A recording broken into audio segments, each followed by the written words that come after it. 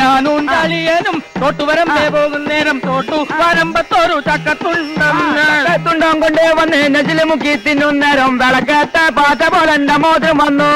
പാട്ട് പാടാൻ അറിയില്ലെങ്കിൽ പറഞ്ഞൂടെ, ഇല്ലേ പാതിരയ്ക്ക് വന്നിരുന്ന് ചൊറിഞ്ഞൂടെ. അന്ന കത്തിയും വല്യരാടാ കോഴിക്കോട്ടെ കുഞ്ഞയ്യപ്പനെ കൊട്ട കൊണ്ട് വന്ന് കെട്ടിട്ട്, കുഞ്ഞയ്യപ്പനെ കൊട്ട കൊണ്ട് പെണ്ണ് കെട്ടിട്ട്. പോണോ? അനൂപ് അനൂപ് അനൂപ്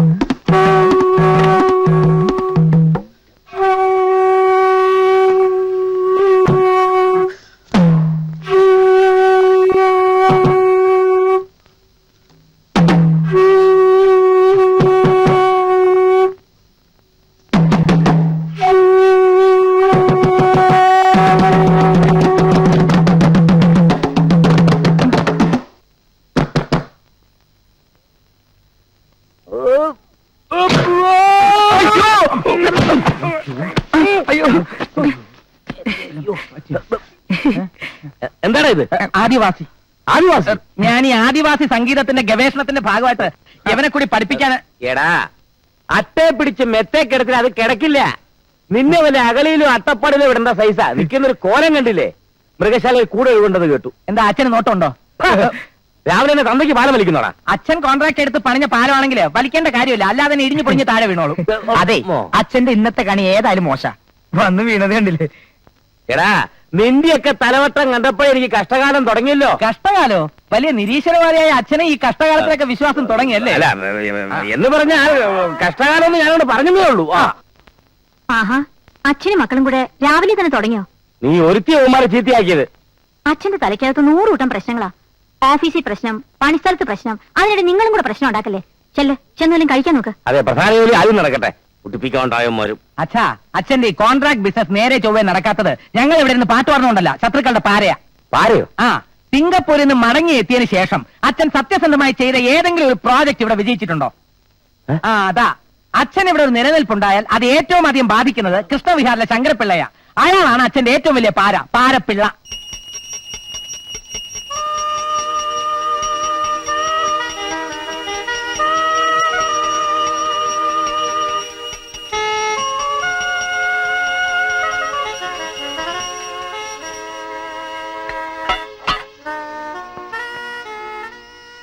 കൃഷ്ണ, ഗുരുവായൂരപ്പ, ഒരുപാട് വെണ്ണയെല്ലാം കട്ടു നിമിത്തുള്ളതല്ലേ അവിടുന്ന്.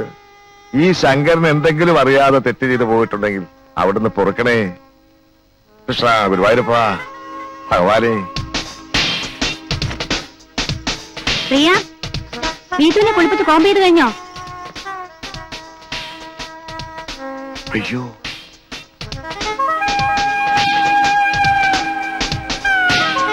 എന്താ മോളെ, നിനക്ക് എന്ത് പറ്റി? യോഗാസനം.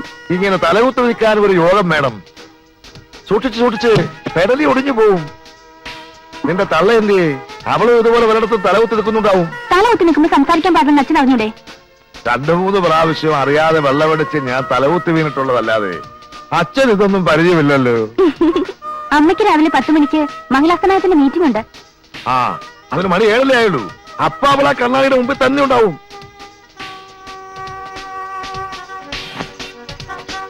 അല്ല, രാവിലെ തന്നെ ഇറങ്ങായോ? ഇന്നെന്താണാവോ മകളുടെ പ്രശ്നം? ഒരു സെമിനാറാ. ശാലീനത്വം നഷ്ടപ്പെടുന്ന കേരള വനിതകൾ. ഈ വിഷയത്തെക്കുറിച്ചാണ് പ്രധാന ചർച്ച.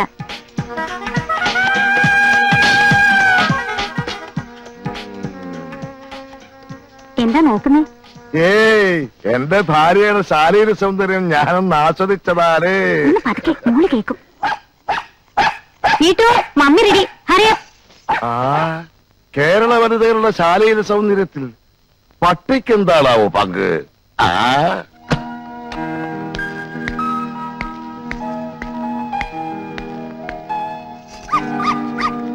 എന്തിനാണ് ഈ ശവത്തിനെ കെട്ടിയെടുത്തോണ്ട് പോണത്?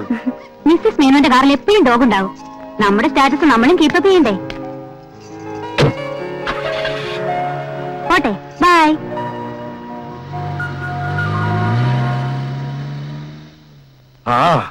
പട്ടി ജനിച്ച നക്ഷത്രത്തിലെ ഗുണം.